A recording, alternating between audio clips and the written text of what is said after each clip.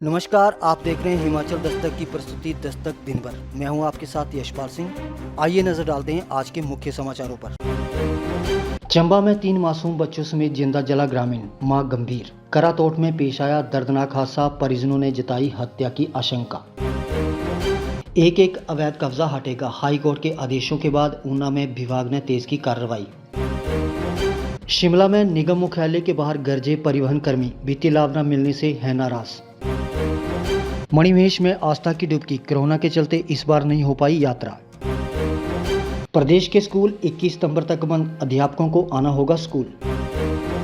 ऊना अस्पताल में मरीज की मौत पर हंगामा, बेटे ने डॉक्टरों से किया गाली गलौज, इमरजेंसी वार्ड में जमकर की तोड़फोड़।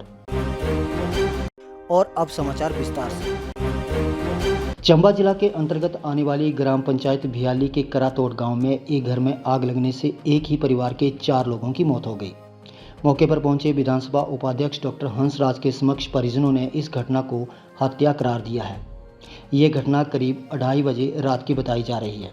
हंसराज ने कहा कि जिस तरह परिवार ने आशंका जताई है कि उनके घर में किसी ने आग लगाई है, तो इसकी गहनता के साथ छानबीन की जाएगी और उसमें जो भी दोषी निकलेगा उसके खिलाफ सख्त कार्रवाई की जाएगी। जानकारी के अनुसार करातोट गांव में एक मकान में आग लगने से एक व्यक्ति और उसके 3 मासूम बच्चे जिंदा जल गए, जबकि बच्चों की मां आग में बुरी तरह से झुलस गई है।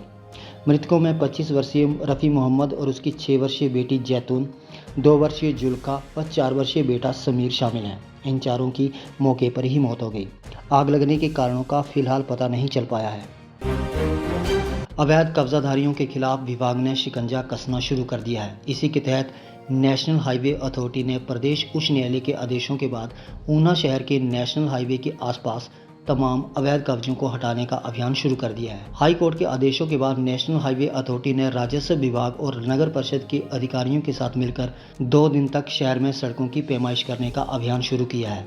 पैमाइश का काम पूरा हो जाने के बाद अवैध कब्जाधारियों को नेशनल हाईवे अथॉरिटी की तरफ से 3 दिन में अपने अवैध कब्जे हटाने का नोटिस दिया जाएगा। यदि नोटिस पीरियड के दौरान अवैध कब्जाधारी अपने कब्जे नहीं हटाते हैं तो पुलिस की मदद के बाद विभाग इन कब्जों को हटाने का क्रम शुरू कर देगा। गौरतलब है कि प्रदेश भर में नेशनल हाईवे के किनारे किए गए अवैध कब्जों को लेकर प्रदेश उच्च न्यायालय द्वारा कड़ा रुख अख्तियार किया गया था, जिसके चलते नेशनल हाईवे अथॉरिटी द्वारा इन सभी अवैध कब्जों को तुरंत प्रभाव से हटाने के आदेश जारी कर दिए गए थे। हिमाचल पथ परिवहन निगम के कर्मचारी फिर से मांगों को लेकर मुखर हो गए हैं। निगम के कर्मचारियों ने वित्तीय लाभों को जारी करने की मांगों को लेकर शिमला में निगम मुख्यालय के बाहर धरना प्रदर्शन किया और निगम प्रबंधन व सरकार के खिलाफ जमकर नारेबाजी की। कर्मचारियों का आरोप है कि निगम प्रबंधन व राज्य सरकार द्वारा कर्मचारियों के वित्तीय लाभों को जारी नहीं किया जा रहा है। परिवहन कर्मचारी संयुक्त समन्वय समिति ने सर्वसम्मति से निर्णय लिया है कि आंदोलन के दूसरे चरण में लंबित मांगों को मनवाने के लिए परिवहन कर्मचारी 11 अक्टूबर तक प्रत्येक यूनिट में प्रतिदिन गेट मीटिंग करेंगे, जबकि 18 अक्टूबर को निगम के कर्मचारी एक दिन के काम छोड़ो आंदोलन पर रहकर अपने कार्य का बहिष्कार करेंगे और निगम प्रबंधन के खिलाफ रोष प्रकट करेंगे। मणिमहेश यात्रा में राधा अष्टमी का शाही स्नान मंगलवार दोपहर 3:03 पर संपन्न हो गया। इस दौरान सीमित संख्या में लोगों ने डल झील में आस्था की डुबकी लगाई। हालांकि इस वर्ष सांकेतिक रूप से ही यात्रा का आयोजन होने के चलते भद्रवाहियों, शिव चेलों और स्थानीय लोगों ने डल झील पहुंचकर राधा अष्टमी पर्व की सदियों से चली आ रही परंपराओं को निभाया। लिहाजा परंपराओं का निर्वहन करने के साथ ही इन सभी ने घर वापसी की राह पकड़ ली है। बता दें कि सोमवार दोपहर बाद 3:01 पर डल झील पर शाही स्नान आरंभ हुआ था। इससे पहले संचुई के शिव चेलों ने सदियों से चली आ रही डल तोड़ने की परंपरा को भी निभाया। प्रदेश सरकार ने छात्रों के लिए एक बार फिर से स्कूल बंद कर दिए हैं। अब 21 सितंबर तक स्कूल बंद रहेंगे। कोरोना वायरस के चलते राज्य सरकार ने स्कूलों को 1 सप्ताह और बंद करने का फैसला लिया है। पहले अभी तक स्कूल बंद रखने का निर्णय 14 सितंबर तक था, जिसे 21 सितंबर तक कर दिया गया है। राज्य आपदा प्रबंधन सेल की ओर से इस संबंध में लिखित निर्देश भी जारी किए गए हैं। शिक्षक पहले की तरह स्कूलों में आकर ऑनलाइन पढ़ाई करवाएंगे। मंगलवार को 9वीं से 12वीं कक्षा की फर्स्ट टर्म की परीक्षाओं का आखिरी दिन था। क्षेत्रीय अस्पताल ऊना में मंगलवार को एक मरीज की मौत पर परिजनों ने जमकर हंगामा किया। हुआ ऐसा कि नंगल सलांगड़ी निवासी हरिदास को अस्पताल में भर्ती किया गया था, लेकिन उपचार के दौरान मंगलवार को उसकी मौत हो गई।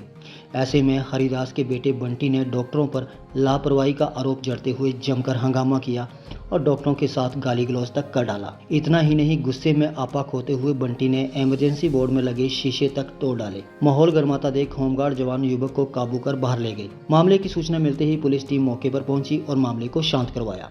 वहीं क्षेत्रीय अस्पताल के एमएस डॉक्टर निर्दोष भारद्वाज ने कहा कि नंगड़ सलांगड़ी का हरिदास उपचार के लिए क्षेत्रीय अस्पताल ऊना पहुंचा था।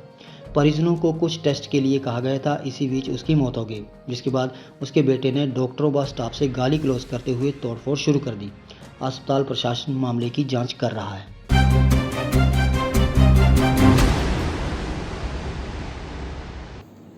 मैं समझता हूं कि अच्छी बात है कि हमारी खबर पूरी रख रहे हैं कि हम कब आ रहे हैं, कितने दिनों के बाद आ रहे हैं, ये हमारे लिए अच्छा भी लग रहा है। मैं एक बात बड़ा स्पष्ट करना चाह रहा हूं। मैं पिछला दौरा जो हमारा दिल्ली का था, उसमें विशेष तौर से आदरणीय राष्ट्रपति जी को हम हिमाचल प्रदेश में निमंत्रण देने के लिए आए थे, क्योंकि हिमाचल प्रदेश के स्टेटहुड के 50 वर्ष पूरे हुए हैं और हम विधानसभा के एक विशेष सत्र बुलाने के लिए उनको निमंत्रण देने के लिए आए थे, मैं और अध्यक्ष विधानसभा। और उसके अतिरिक्त हम हिमाचल प्रदेश के जो इम्पोर्टेंट प्रोजेक्ट्स हैं उनके फॉलोअप के लिए आए थे। हमारा वित्त मंत्री जी से मिलना हुआ, हमारे केंद्रीय स्वास्थ्य मंत्री जी से मिलना हुआ, हमारा हिमाचल प्रदेश के संदर्भ में जो हमारे नागरिक उड्डयन मंत्री हैं उनसे मिलना हुआ। तो बहुत महत्वपूर्ण विषयों पर चर्चा हुई है। और ऐसे में आज हम फिर से आए हैं क्योंकि आज की ये बैठक बहुत पहले निर्धारित है, संगठन की बैठक, और उस संगठन की बैठक में हम भाग लेने के लिए आए हैं। अभी हम इस बैठक के बाद कल वापस होंगे और परसों राष्ट्रपति महोदय जी शिमला आएंगे, उनका स्वागत करेंगे और शिमला का जो निर्धारित कार्यक्रम उसको आगे बढ़ाएंगे।